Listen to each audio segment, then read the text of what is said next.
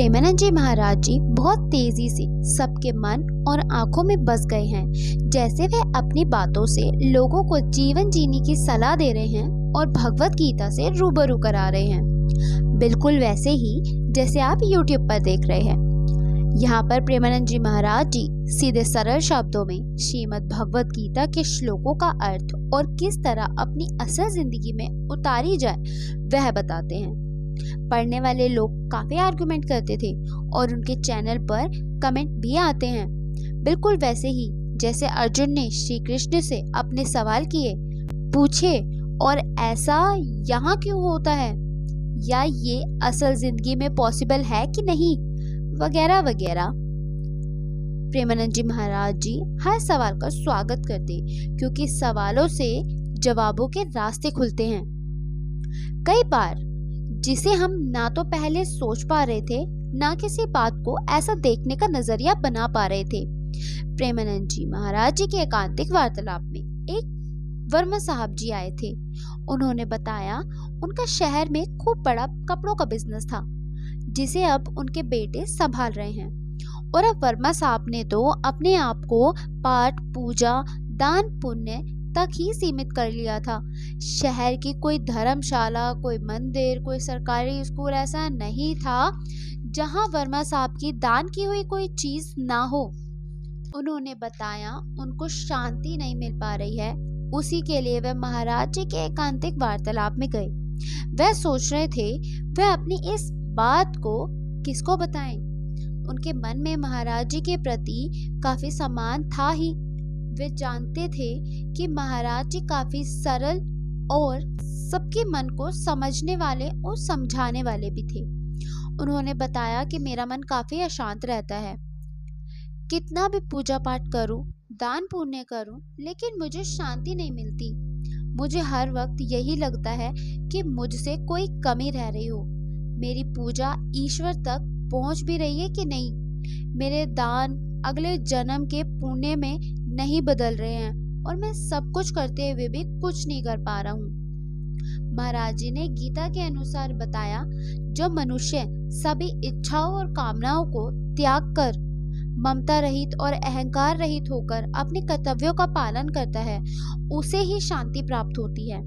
अगर इसे सरल शब्दों में समझा जाए कि जब हम कोई भी काम करते हैं, चाहे वे अपना रोजमर्रा का काम हो या किसी की मदद करने जैसा काम, यदि किसी के स्वार्थ या अहंकार से भरकर करते हैं, तब हमें किसी भी तरह का सुकून नहीं मिल पाता।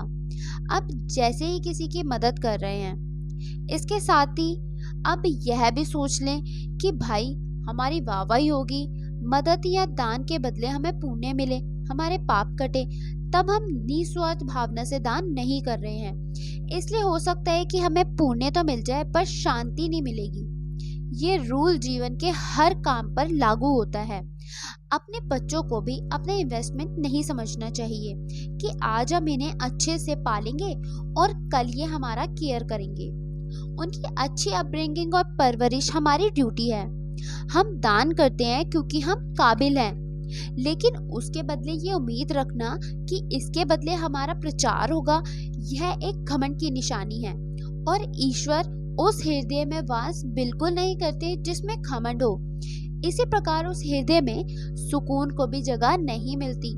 अपना कोई काम करना और किसी की मदद करना हमारा फर्ज है, जिसे हम पूरा करना हर किसी की जिम्मेदारी है।